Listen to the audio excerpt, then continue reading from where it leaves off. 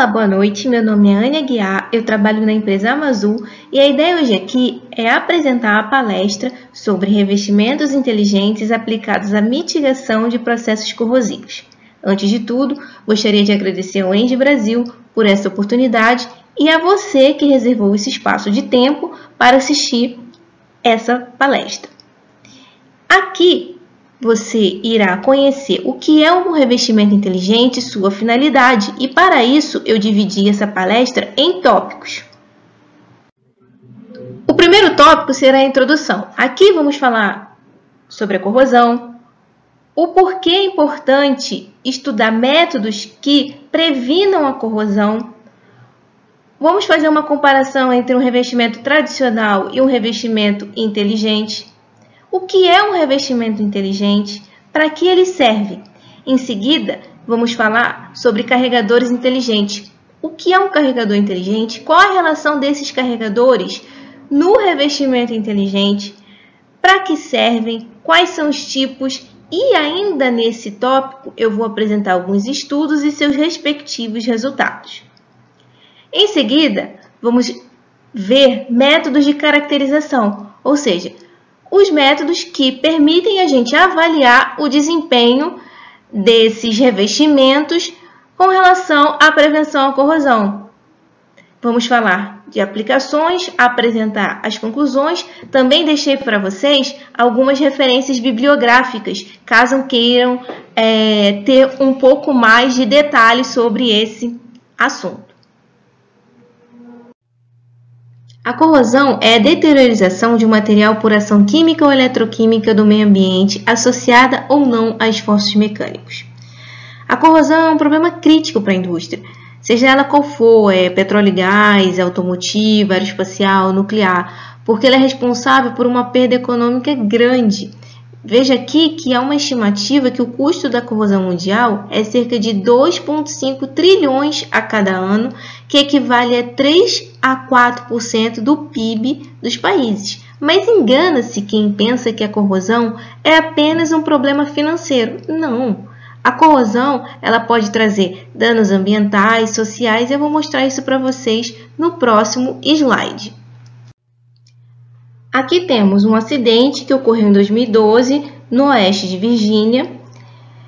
Foi um acidente num gasoduto e aqui é possível ver danos ambientais, danos sociais, porque aqui envolvem pessoas, aqui podia estar morando pessoas ou uma fábrica, uma indústria, danos econômicos, provavelmente essa rodovia aqui ela foi interrompida, por conta do acidente, então seu tráfego foi parado por conta do acidente e até mesmo a própria paralisação da operação desse gasoduto por conta do acidente. E aí você pode estar se perguntando como é que ocorreu esse acidente? O que fez esse gasoduto falhar? Esse duto falhou por conta de uma corrosão externa na parede do tubo devido a um revestimento deteriorado e proteção catódica ineficaz. Somado a isso, tínhamos um intervalo de inspeção acima de 10 anos, ou seja, o duto ficou por mais de 10 anos sem ser inspecionado. E aí, essa falha no revestimento acelerou o processo corrosivo e fez com que esse acidente ocorresse. E como que a gente faz para prevenir a corrosão? Para prevenir acidentes como esse?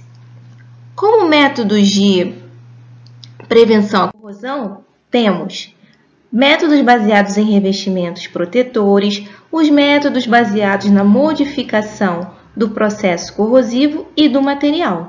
Nesse trabalho, vamos focar no método baseados em revestimentos protetores. Aqui eu classifiquei os revestimentos em revestimentos tradicionais e revestimentos inteligentes. Os revestimentos tradicionais podem acelerar a corrosão quando existe uma falha nesse revestimento, que foi o que aconteceu no exemplo que eu dei anteriormente. Já nos revestimentos inteligentes, eles apresentam efeitos de autorreparação a partir de substâncias incorporadas ao mesmo. Não vou detalhar isso aqui nesse momento, porque ao longo dessa apresentação, esse efeito vai ficar claro para vocês.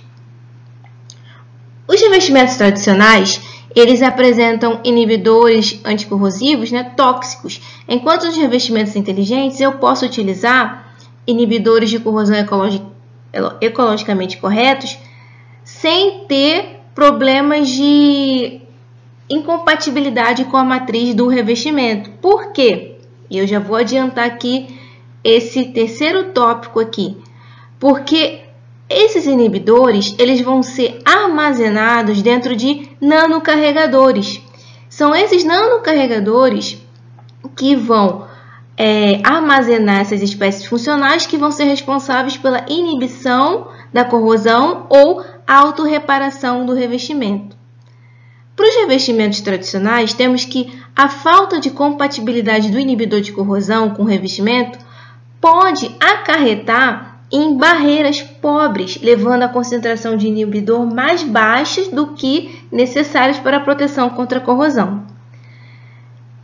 E por fim, com relação aos revestimentos tradicionais, temos que as degradações passam despercebidas no estágio inicial e podem se propagar de forma constante ao longo de algum tempo sem serem detectadas, que foi o que aconteceu com o acidente que eu mostrei anteriormente. E nos revestimentos inteligentes, nós temos a liberação de um inibidor a partir de um certo estímulo, seja ele um gradiente de temperatura, danos mecânicos ou uma variação de pH. Esse slide mostra um diagrama esquemático do conceito de proteção contra a corrosão multinível em revestimentos inteligentes. Então, aqui nós temos diferentes camadas, né, desse revestimento. Aqui temos o material com diferentes camadas que são diferenciadas por finalidades específicas, como proteção à corrosão. Então, por exemplo, eu posso ter numa camada essas esferinhas aqui, já vou adiantar, elas seriam meus nanocarregadores, tá? E nessa primeira camada ele poderia ter espécies de autorreparação, que também é muito conhecido como self-healing. Numa segunda camada, um inibidor de corrosão. E numa terceira camada, um outro tipo de inibidor de corrosão, para que a gente possa ter um efeito sinergético. E aí, como é que funciona? Dependendo do estímulo que ocorra ali, vai ter liberação ou do inibidor ou do agente de self-healing, ou agente de reparação. Então, nanocarregadores, eles podem ser incorporados no revestimento durante sua formulação ou aplicação e vão permitir a saída controlada de agentes ativos de acordo com o estímulo, como eu expliquei, ou uma variação de pH ou um dano mecânico. Por exemplo, se eu tivesse aqui eu tenho aqui um dano mecânico nesse revestimento, e vocês podem notar que aqui estava branco para identificar que eu tinha um dano mecânico. Por conta da camada que eu tenho com nanocarregadores que armazenam substâncias de self-healing, esse revestimento ele tem o efeito de autorreparação. Ou seja, isso aqui vocês vão ver até quando eu começar a mostrar exemplos de pesquisas que foram desenvolvidas e que mostram o efeito de autorreparação do revestimento, ok? A partir dessas duas imagens, eu consigo exemplificar os resultados obtidos com a liberação de um agente de autorreparação e com a liberação de um inibidor. A primeira imagem mostra um resultado da liberação de um self-healing. Aqui nós temos uma trinca no revestimento e conforme passaram-se os dias, devido à presença, de um nanocarregador que armazenava, uma espécie self-healing, essa trinca ela teve sua largura reduzida, e a gente consegue observar isso aqui do primeiro dia ao dia 7. Nessa segunda imagem, a gente consegue observar que a partir da variação de pH, a gente tem liberações aqui de inibidores, que são substâncias, né, adicionadas ao meio corrosivo, mesmo que em pequenas quantidades, para reduzir a taxa de corrosão. Então, aqui a gente tem o efeito de self-healing e aqui a gente tem o efeito da liberação de inibidor. E quais são os fatores que influenciam na eficácia da inibição da corrosão e no desempenho da autorreparação para os revestimentos inteligentes? Temos aqui a compatibilidade dos carregadores com a matriz do revestimento, a compatibilidade das espécies funcionais com os carregadores. Esses carregadores devem ter facilidade de armazenar essas espécies. É importante também a eficácia de resposta dos carregadores aos estímulos, como, por exemplo, variação de pH, de temperatura ou algum dano mecânico. A estabilidade dos carregadores e das espécies armazenadas. Importante aqui ter quantidade suficiente, né, de espécies ativas para proteger o material contra a corrosão e, por fim, os efeitos sinergéticos. Deve-se considerar a dispersão dos nanocarregadores na matriz do revestimento. Se temos, por exemplo, uma aglomeração desses nanocarregadores na matriz do revestimento, vamos ter, por consequência, uma baixa resistência à corrosão. Agora, se temos os nanocarregadores bem dispersos nessa matriz, por consequência, teremos uma alta resistência à corrosão. Então, para um revestimento inteligente ter uma boa eficiência, né, ter um bom desempenho, o que a gente precisa é que esses nanocarregadores estejam bem dispersos na matriz do revestimento. Aqui eu coloquei uma tabela que mostra diferentes estudos que foram realizados para o desenvolvimento de um revestimento inteligente baseado em nanocarregadores para proteção à corrosão. E nesses estudos foram utilizados como material, né, o substrato que é para ser protegido contra a corrosão, o alumínio, aço galvanizado, o aço carbono. A matriz do revestimento, temos diferentes matrizes aqui, como vocês podem observar, onde a maior parte foi com epóxi. E aí, como espécies funcionais dentro desse nanocarregador, nós temos aqui o self-healing, ou um agente de autorreparação, uma espécie autorreparadora, são os termos utilizados, e que essas espécies são liberadas a partir de um estímulo, que pode ser um pH, pode ser um dano mecânico, pode ser uma variação de temperatura, por exemplo. Com os conceitos de carregadores e revestimentos inteligentes já apresentados, nós vamos entrar na segunda etapa dessa apresentação, que são os carregadores inteligentes. Os carregadores inteligentes, eles podem ser classificados como inorgânicos, orgânicos e híbridos. Na seção dessa apresentação, nós vamos conhecer as principais características de cada um desses tipos e também vou apresentar alguns estudos para que a gente possa conhecer os seus resultados e avaliar o desempenho dos revestimentos inteligentes na proteção à corrosão. Os carregadores inorgânicos apresentam como principais características o alto volume de poro, tamanho de poro pequeno e a alta estabilidade. Aqui tem uma figura representando a morfologia que você pode observar de carregadores inorgânicos, como nanopartículas, nanofibras, e aqui alguns exemplos de nanopartículas metálicas, como a sílica, nanotubos de aloesita, nanotubos de carbono e os hidróxidos duplos lamelares. Bem, agora que você já conhece as principais características dos carregadores inorgânicos, eu vou apresentar aqui alguns estudos para esse tipo de carregador. Então, o primeiro estudo é um revestimento inteligente que foi desenvolvido a partir do encapsulamento do inibidor benzotriazol, que eu vou chamar aqui de BTA, em nanocontainers, que são nanocarregadores, de polieletrólito à base de nanopartículas de sílica e da autoliberação dos inibidores para proteção contra a corrosão de um aço que é utilizado em dutos, e aqui está o material que é o X65. Então, o que acontece? A gente tem as espécies, que são essas aqui, que eu já falei os nomes.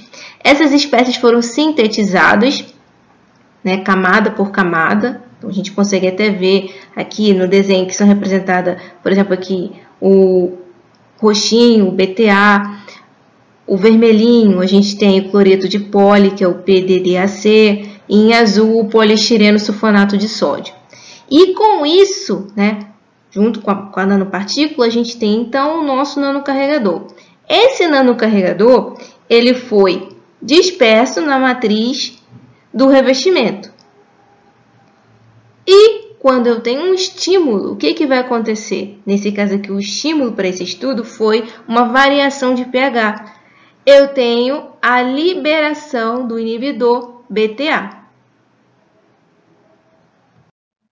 Como resultado do estudo 1 de carregadores inorgânicos, temos que a espectroscopia UV visível confirmou a autoliberação de BTA devido a uma mudança de pH na solução. Então, vamos observar aqui esses gráficos. Após 1 hora de imersão numa solução de NaCl, os espectros medidos em todas as soluções quase se copiam, praticamente têm o mesmo valor, a mesma intensidade. Após 1 dia de imersão desses nanocontêineres nessa solução, as intensidades dos picos, medidas em diferentes soluções, mudam notavelmente. E aí a gente consegue observar que aqui em azul, eu não sei se vocês vão conseguir observar, mas é que eles estão sobrepostos, né? Então a gente tem aqui em azul e o vermelho, que é o vermelho pH 2 e o pH 11. Então aqui a gente consegue observar a liberação, uma maior liberação do inibidor, e essa maior liberação ocorre em pH 2 e em pH 11. Então a gente pode considerar que inibidores encapsulados para esse estudo têm respostas tanto para pHs com valores baixos como para pHs de valores altos. Ok? Ainda para esse estudo, temos que o aumento da concentração de nanocarregadores na matriz epóxi melhorou a resistência à corrosão do revestimento. Então, vamos agora observar o que esse gráfico diz. Nesse gráfico, temos em preto um revestimento sem nanocarregadores, ou seja, um revestimento tradicional. E do vermelho até o roxo, nós temos revestimentos inteligentes com diferentes concentrações de nanocarregadores. E o que acontece? Até o dia 15, nós temos variações, mas variações pequenas. A partir do dia 15, né, que os nanocarregadores estavam lá imersos, né, na solução de NaCl, que a gente já viu, o que aconteceu quando você não tem um revestimento inteligente? Essa resistência à corrosão, ela vai diminuindo. E o que aconteceu quando eu utilizei os revestimentos inteligentes? Notem que o revestimento roxo é o que tem a maior concentração de nanocarregadores na sua matriz. Quanto maior a concentração, o que foi observado? Que a resistência foi aumentada, ou seja, a gente melhorou a resistência à corrosão desse revestimento. Então, aqui o roxinho tinha 8%, o azul tinha 5% e aqui o vermelho tinha 2%. Um segundo estudo ainda para os carregadores inorgânicos, temos revestimentos multifuncionais que foram sintetizados através do reforço de uma matriz polimérica epóxi com nanotubos de aloesita carregados com inibidor de corrosão de nitrato de sódio e microcápsulas de ureia formaldeído encapsuladas com um agente de reparação e depositados, depois que ocorreu a mistura, elas foram depositadas no substrato de aço. Então, nós temos aqui, a gente pegou nanotubos, o inibidor e temos as microcápsulas de ureia formaldeído encapsulados com agente de reparação. Então, quando a gente aplica isso no nosso revestimento, nós temos um revestimento inteligente com propriedades de self-healing ou auto-reparação e inibidor de corrosão. Então, quando eu tenho uma variação ou um estímulo, vai ser liberado os inibidores ou o agente de reparação. Também para esse estudo, a partir da espectroscopia UV visível, foi confirmada a autoliberação do inibidor devido a uma mudança no pH da solução. Depois de 24 horas, uma pequena quantidade de inibidor foi liberada para todos os pHs. A gente consegue observar isso aqui. Em 48 horas, aqui os valores dos picos, aumentaram para todos os pHs, indicando uma maior quantidade de inibidor na solução. Para 72 horas, o mesmo ocorre e a gente consegue observar que a liberação do inibidor é mais eficiente para os pHs de valores 5 e 7. Continuando ainda nesse estudo, que é o estudo 2, aí aqui eu vou falar um pouquinho daquele efeito de autorreparação que eu falei lá no início da apresentação.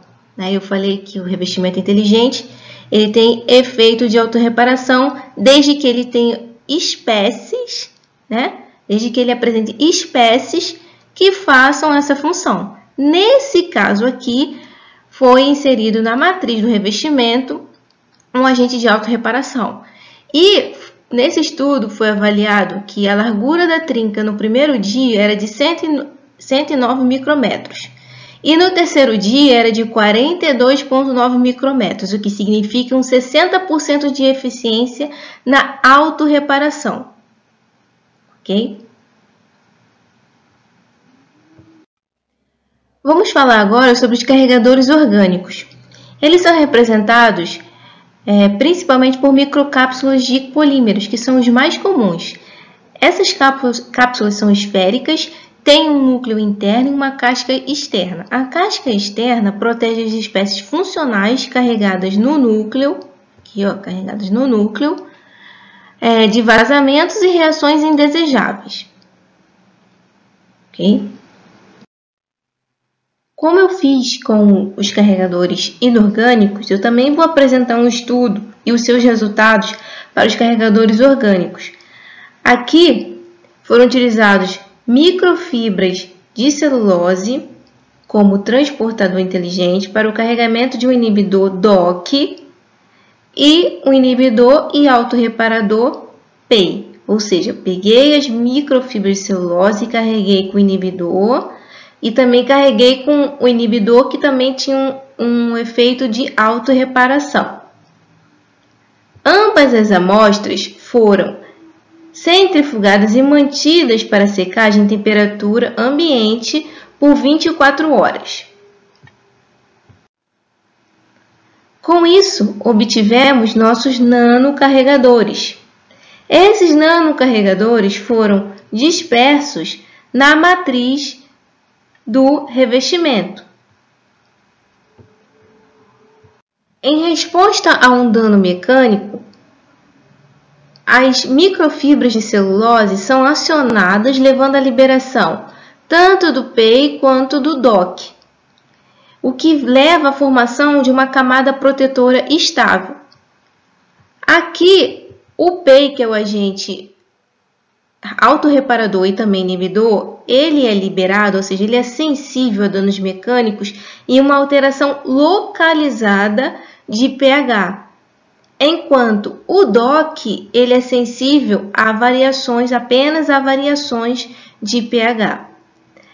E os efeitos sinergéticos, utilizando esses dois inibidores, isso contribuiu para a melhoria no desempenho desses revestimentos.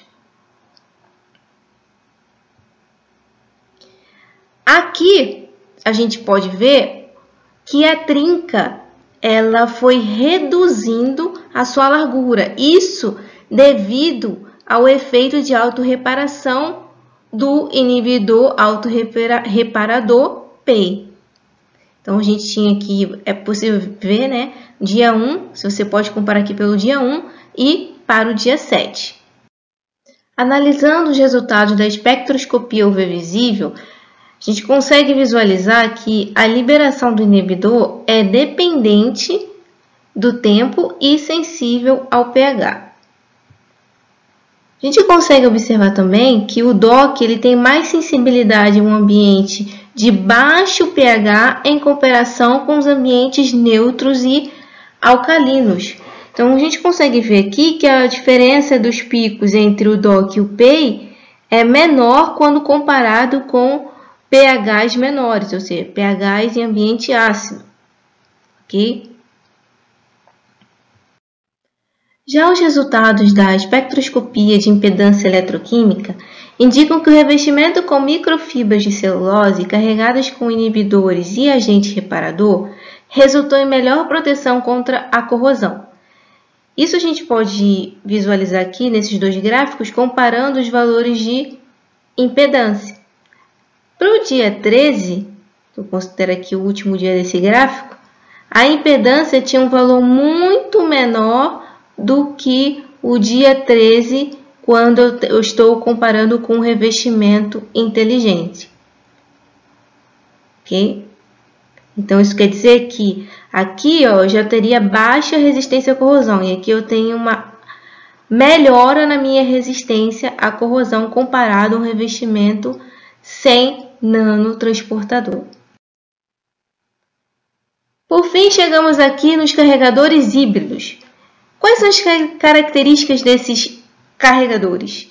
Eles combinam inibidores de corrosão orgânicos e inorgânicos para minimizar a atividade de corrosão.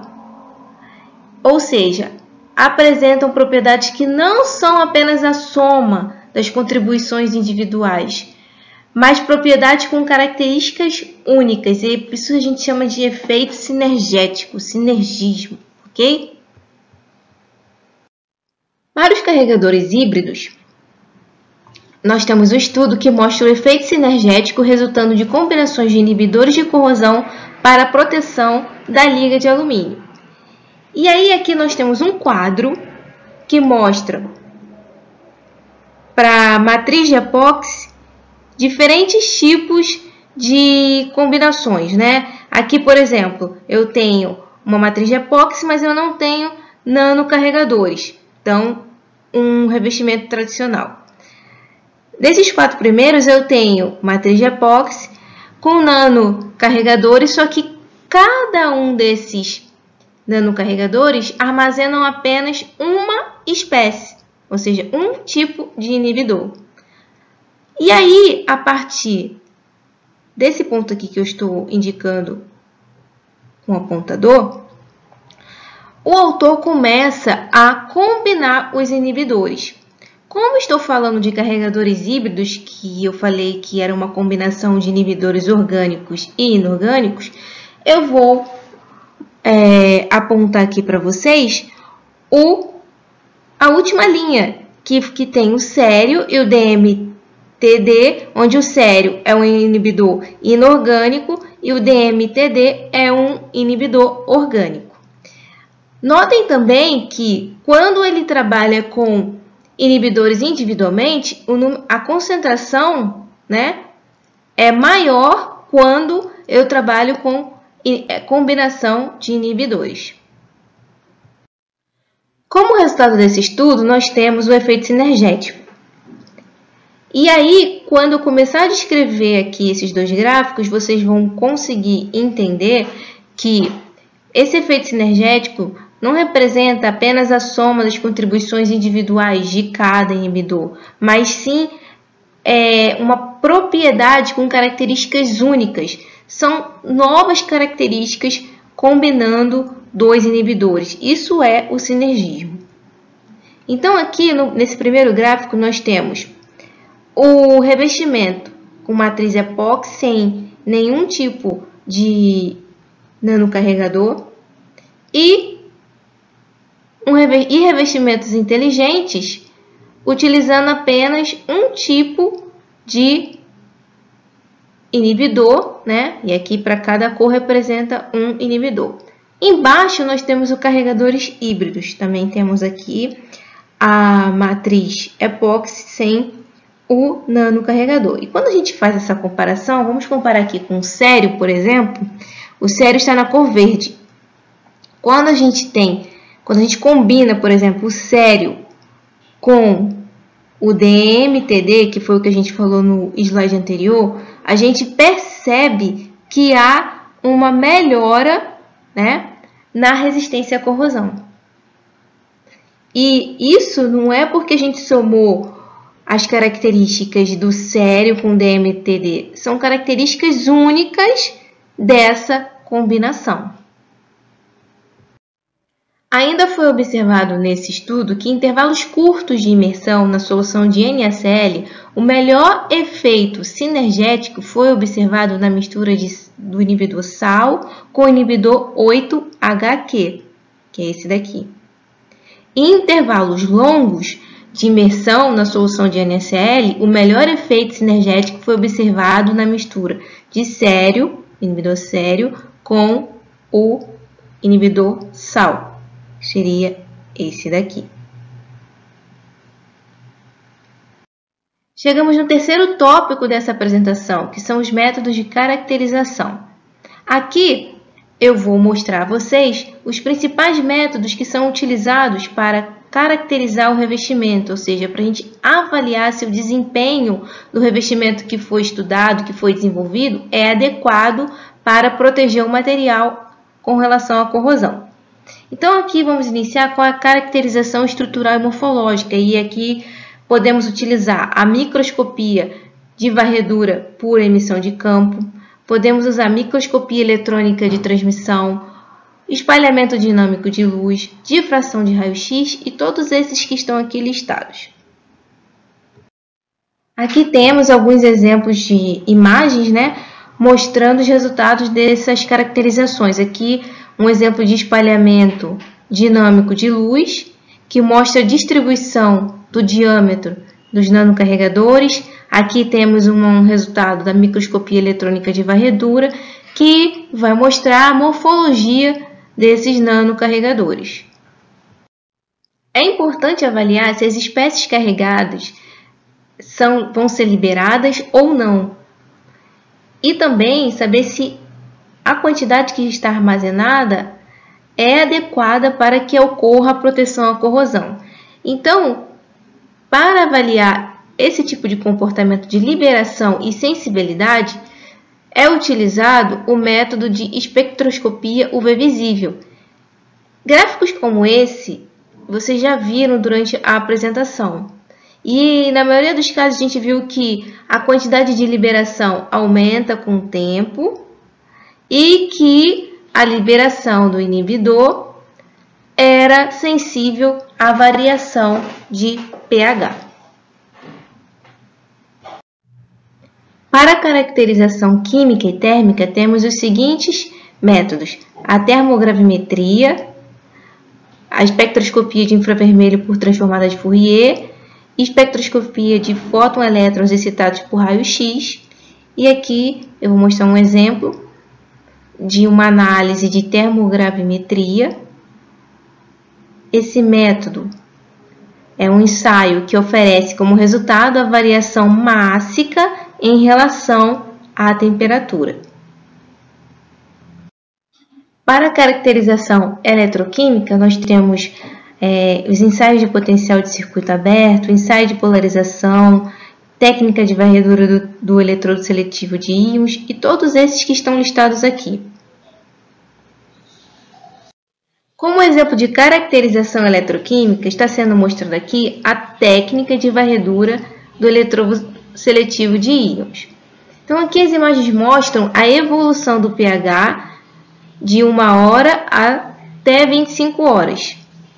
Então, após 25 horas de imersão, o pH da solução foi aumentado de 10,8. Aqui no centro eu tinha um pH de 10,8. Aqui, depois de 7 horas imerso, eu continuava 10,8. Só que após 25 horas, esse valor de pH foi aumentado. Isso deve-se à alcalinização lenta, que resultou na alteração localizada do pH ao redor do defeito.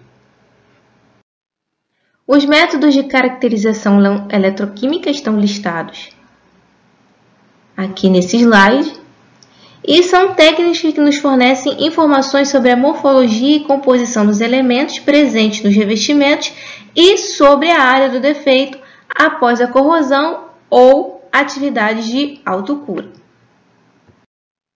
Então, aqui nós temos alguns gráficos, né, como exemplo de caracterização não eletroquímica, utilizando aqui espectroscopia de raio-x por dispersão, o EDX, e vamos trabalhar aqui nesse primeiro gráfico o aparecimento de oxigênio, nitrogênio e carbono indicam a presença do inibidor, já que esses elementos são os principais componentes do inibidor utilizado nesse estudo, que era o inibidor de DDA. Então, métodos como esse permitem indicar a presença do inibidor e uma liberação eficiente. Durante toda a palestra, a gente falou de revestimentos e nanocarregadores com o objetivo de proteger o material contra a corrosão a partir de um revestimento. E aí ele poderia ter funcionalidade de autocura ou liberação de inibidores. Só que esses nanotransportadores, não necessariamente eles servem apenas para corrosão, e é por isso que eu coloquei esse tópico aqui. Para o nosso caso aqui que a gente está estudando, é para corrosão, para proteger o material contra a corrosão, um método de prevenção. Só que você pode utilizar na medicina, né, nanocarregadores que a partir de um estímulo liberem algum remédio, uma droga quimioterápica, por exemplo. Para a agricultura, você pode utilizar um nanocarregador que a partir de um estímulo libere fertilizante. Para um tratamento de água, você pode utilizar nanocarregadores que armazenam algum produto químico que participa, né, que auxilia ali naquele tratamento da água. Então, eu deixei esse tópico aqui da apresentação para falar que serve para corrosão, mas não unicamente para corrosão. O nosso caso, que é essa palestra, é para efeito de proteção à corrosão, mas você pode usar esses nanocarregadores para diferentes tipos de aplicações. Agora eu vou mostrar para vocês alguns desafios. O que a gente precisa investir, o que a gente precisa estudar para a gente obter melhores resultados, né, para esses revestimentos inteligentes. Desde o início a gente vem falando que esses revestimentos eles são dependentes da compatibilidade dos nanocarregadores com a matriz de revestimento. Então, é importante estudar a compatibilidade de nanocarregadores com a matriz do revestimento. Também é importante realizar estudos que avaliem, que analisem quantitativamente a autoliberação de espécies ativas de nanocarregadores, para que a gente possa ter uma medição precisa e direta da liberação dessas espécies, né? Também é necessária uma melhor compreensão dos mecanismos de autorreparação, que é um grande desafio para a comunidade de pesquisa. Importantíssimo, assim, que eu acho aqui, um dos últimos, é o aumento da capacidade de armazenamento dos nanocarregadores, contribuindo, né, para um aprimoramento nesse revestimento. Então, quanto mais espécies eu puder armazenar, melhor vai ser minha proteção à corrosão. E aqui não está como item, mas também é importante saber qual é a validade desses nanocarregadores. Eles têm durabilidade? Então, estudos como esses, e aí é importante eventos como esse do ENGIE Brasil, porque ele propicia, né, o encontro do mercado, né, da indústria, com a parte científica, com a parte acadêmica. E quando essas duas áreas se encontram, é muito bom, porque a gente consegue um desenvolvimento. Porque às vezes a academia não tem o investimento, mas a indústria pode oferecer esse investimento, né? Então, eu deixo aqui como desafio para futuros estudos e espero que eu tenha ajudado vocês, né, a pensar um pouco sobre revestimentos inteligentes. Como conclusão, nós temos que o armazenamento de espécies funcionais em nanocarregadores é uma prática bem sucedida para a proteção contra a corrosão e que como a gente falou nos desafios e durante toda a apresentação, os nanocarregadores com melhor compatibilidade com o meio ambiente, espécies funcionais e matriz de revestimento oferecem melhor proteção e são atrativos quanto à sua aplicação. Aqui estão as referências que eu utilizei nessa palestra, então fique à vontade para saber em detalhes alguns conceitos e assuntos que abordamos aqui. Bem, pessoal, muito obrigada pela atenção. Espero que vocês tenham gostado da palestra, que vocês tenham gostado do conteúdo e tenham aprendido um pouco sobre esse assunto, que é bem vasto. Caso vocês tenham perguntas ou dúvidas, vocês podem encaminhar para o meu e-mail, podem me adicionar no LinkedIn para a gente trocar informações e tirar dúvidas também sobre esse assunto. Podem me chamar aí também pelo WhatsApp. Agradeço mais uma vez o Anjo Brasil por essa oportunidade e também a professora Elidiane Rangel da Unesp, que me apresentou um artigo sobre revestimento inteligente e a partir desse artigo eu pude elaborar essa palestra a vocês. Bem, continue assistindo as demais palestras do Congresso, aproveitem esse congresso, que é uma excelente iniciativa, e até mais!